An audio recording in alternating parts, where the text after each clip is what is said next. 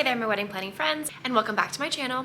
If this is your first time here, thank you so much for clicking on my video. I'm Emily Summer. I'm a wedding planner based in Montana, and I make weekly videos on wedding planning tips and advice. So much of couples' time and energy is spent on planning the actual wedding and the wedding day. At a lot of times, planning the rehearsal and the rehearsal dinner gets kind of swept under the rug. So today's video is all about rehearsal dinner planning, and specifically the 5 common mistakes to avoid when planning your rehearsal dinner.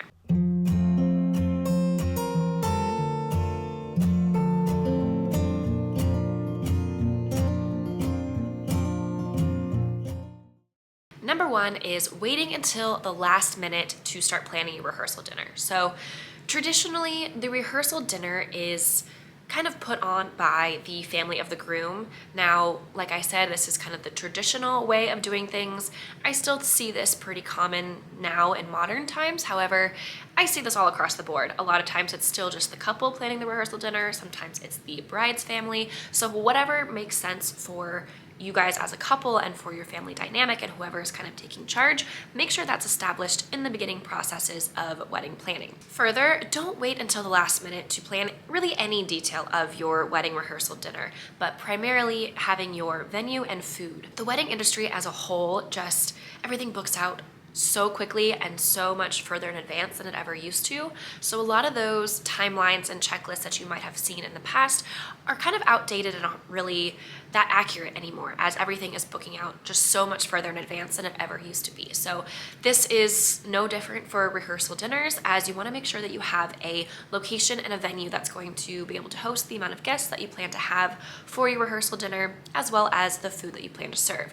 So not only are you wanting to make sure that you are not competing against other people that are planning rehearsal dinners, but we also have seen such an increase in weekday and Friday specifically weddings that you're now also competing with vendors that are potentially working weddings on the day of your rehearsal dinner as well. So don't wait until the last minute to book primarily your venue and location that you plan to host the rehearsal dinner, as well as the food that you plan to serve.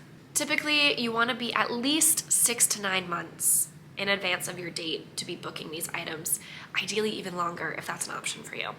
Number 2, not having a specific budget for a rehearsal dinner.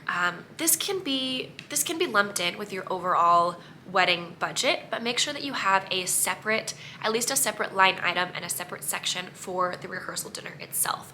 This is going to be completely different guest count, completely different food budget, completely different venue budget than your overall wedding budget, and you don't want it to just kind of be in a miscellaneous line item or kind of whatever's left over that you haven't already spent on other pieces of your wedding, because like I said, you want to be planning these details further in advance. So you want to make sure that you have a budget set so that you know what your budget is for the location to host the dinner, as well as the food you can provide. And this also might play a factor into exactly who you're going to include in your rehearsal dinner as well, as most of the time it is typically anyone that is involved in the bridal party, because you'll be coming from the rehearsal, the wedding rehearsal itself, to your rehearsal dinner, as well as close family.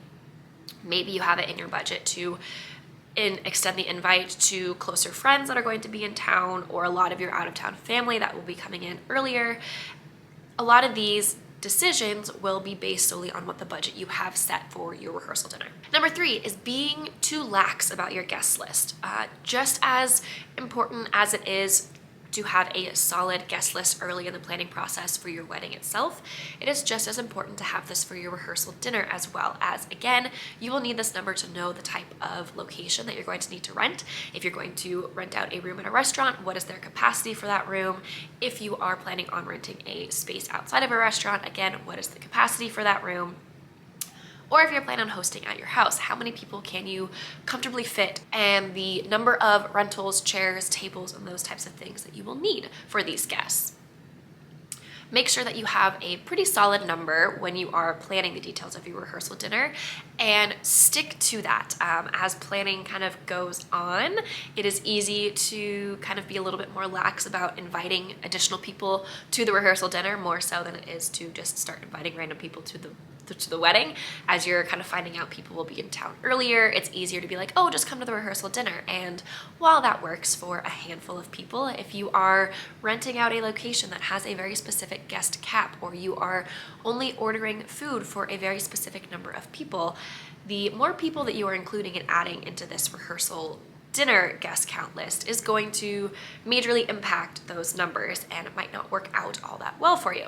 So don't be too lax about your guest list, and make sure that you are thinking through the additional people that will be in town that you would like to include in your rehearsal dinner well in advance in the early stages of planning your rehearsal dinner. Number 4, don't overlook the details. A lot of times the wedding rehearsal dinner it's obviously going to be a lot more casual and free-flowing than a wedding itself. However, you do still need to have some structure with your rehearsal dinner. Sometimes people think of this as sort of just a kind of a welcome mingling party, and while that does play a big role in your rehearsal dinner, there's a reason there are such things called a welcome party or welcome drinks that is separate from the rehearsal dinner itself, because you do want to have some sort of structure.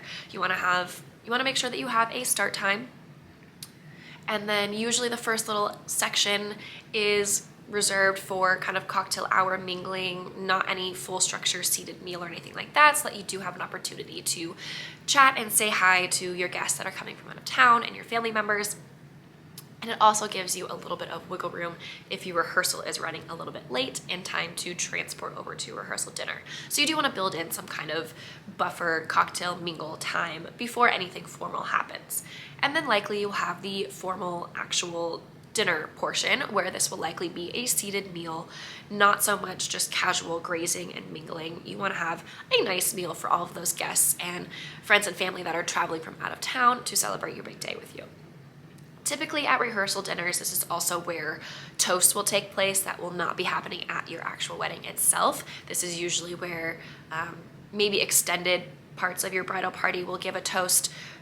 Perhaps on your wedding day, you're only planning on having your maid of honor and best man speak, so this is where other bridesmaids, other friends can give a little toast. This is usually a little bit more of a relaxed environment to give a toast, where it's not as formal and structured as at your wedding day, when you have a lot more guests there that you're trying to entertain and keep things moving a little bit quicker on your wedding day. So the rehearsal dinner tends to be a good time to have those additional toasts take place. You also want to make sure that you have an end time so that guests know what to expect as far as the timing of the rehearsal dinner, and also if you're, again, in a location that requires a specific end time, that is communicated to your guests, that you can get everybody out so that you're not going to be fined for any extra time that you are requiring the venue to stay open to you and available to you. And number 5, not inquiring about dietary restrictions or not acknowledging dietary restrictions. You likely will have a list of dietary restrictions from your guests for your wedding day and your wedding dinner at your reception. It should also be translated into your rehearsal dinner itself. Don't forget that a lot of those guests might be at your rehearsal dinner, and just make sure that if there are any dietary restrictions, any sort of allergies or intolerances to certain types of food, that you do have options for those guests outside of that at your rehearsal dinner, in addition to your wedding dinner itself. While the wedding rehearsal dinner is obviously not as grand or as important as your wedding ceremony and reception, there are still steps to be taken to plan your wedding rehearsal dinner. So make sure you aren't making any of these 5 common mistakes when it comes to planning your wedding rehearsal dinner. Hopefully you found this video helpful. If you did, please like and subscribe to get weekly videos on wedding planning tips and advice, and we'll see you next week.